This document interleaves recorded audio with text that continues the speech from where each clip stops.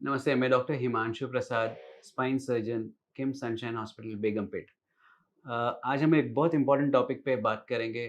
Spondylitis या spondylosis ये क्या है? उसका मैनेजमेंट कैसे किया जाता है? क्या हमें हमेशा हॉस्पिटल ही जाना पड़ता है या हम घर पे भी मैनेज कर सकते हैं? इस बात को ज़रा ब्रीफली हम डिस्कस करेंगे सो दैट आपको बेसिक आइडिया आ जाए कि आप किस प्रॉब्लम से डील कर रहे हैं। स्पॉन्डिलोसिस या spondylitis is a wrong term, correct उसका है स्पॉन्डिलोसिस। एग्ज़ैक्टली क्या होता है?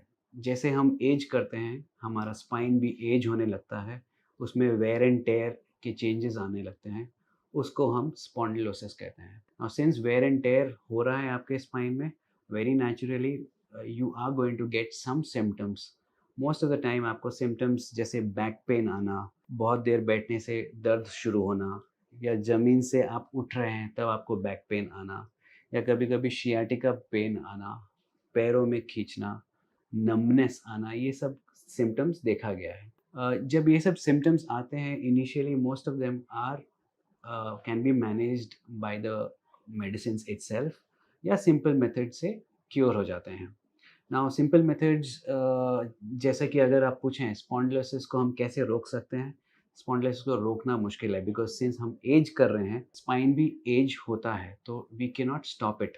But yes, by taking some self care we can see to it that वो प्रॉब्लमेटिक स्टेज तक ना जाए। सिंपल मेथड्स आप शुरू से ही अपनाने लगें, जैसे पोस्चर मैनेजमेंट और ये सब चीज़ आप शुरू से ही करें, तो आपका स्पॉन्डिलोसिस इतना बुरा नहीं होता, आपको इतना तकलीफ नहीं देता है। तो मैं कुछ पॉइंट्स बताना चाहूँगा पोस्चरल मैनेजमेंट पे, या कुछ लाइफ़स्टाइल पॉइंट्स बताता हूँ जिससे आपको ओवरऑल स्पॉन्डिलोसिस मैनेज करने के लिए ईज़ी होगा। फर्स्ट पॉइंट, जैसे कि अगर आप सिटिंग जॉब में हैं तो राइट जब आप पीक ईयर्स में हैं अपने लाइफ के, 40-45 ईयर्स में, you work hard, you continuously work for your company, but eventually ये hard work is going to land you to trouble at 50-55 something. So what I would say, अगर आपका वैसा job profile है तो तभी से 40-45 ईयर्स के एज से you have to start taking care of your spine. ज़्यादा देर नहीं बैठना है, एवरी 30 मिनट्स में आप ब्रेक लीजिए, get up, just walk for a small distance and get back. You don't need to take 10 minutes break. Even a small walk across the room काफ़ी होता है आपके बैक मसल्स को रिलैक्स होने के लिए।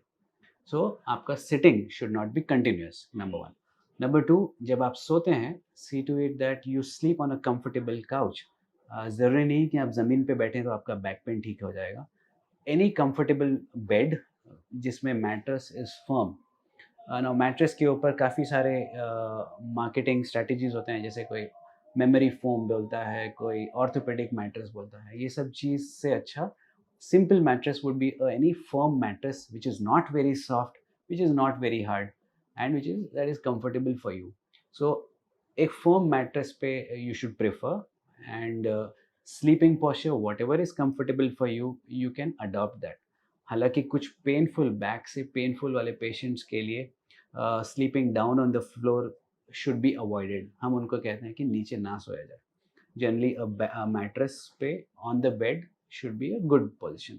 जब आप उठते भी हैं तो you should try to avoid getting straight from the bed. आप एक साइड में टर्न लेके, करवट लेके, देन आपको उठना है। ऐसे उठने से आपके बैक में स्ट्रेन नहीं होता। Point number two, along with posture you have to see that आप एक्सरसाइज को रेगुलरली कर रहे हैं। एक्सरसाइज ज़रूरी नहीं कि आप जिम जाके करें। अगर एक आधा घंटा एक ब्रिस्क वॉकिंग कर रहे हैं, that itself is going to help you a lot.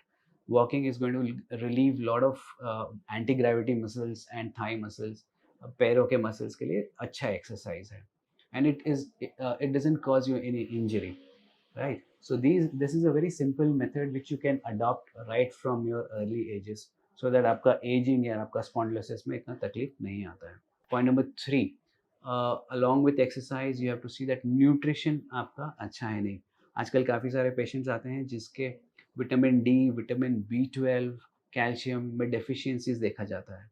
तो ओवरऑल होता क्या है कि अगर आपके मसल्स में ही न्यूट्रिशन कम है, they are going to become weak naturally. So आपको क्या करना है कि आपके डाइट को थोड़ा इम्प्रूव करना है।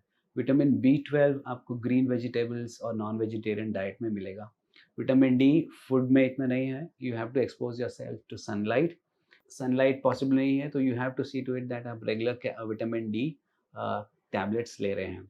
सो बेसिकली न्यूट्रिशन में आपका ये सब चीज़ कवर होने से muscles remain healthy.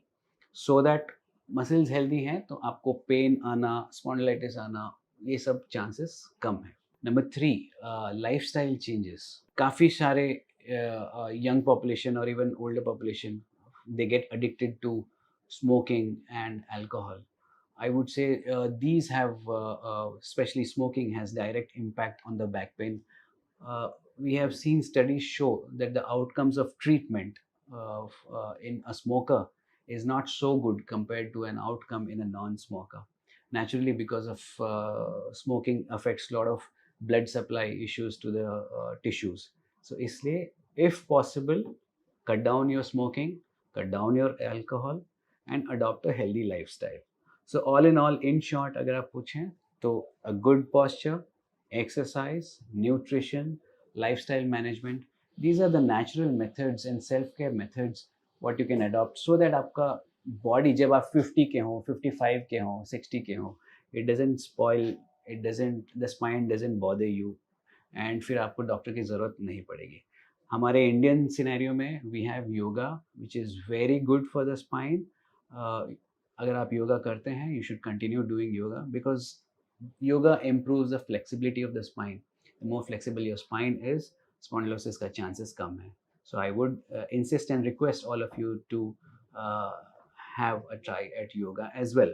So these are the simple methods how you can avoid getting spondylosis. Thank you.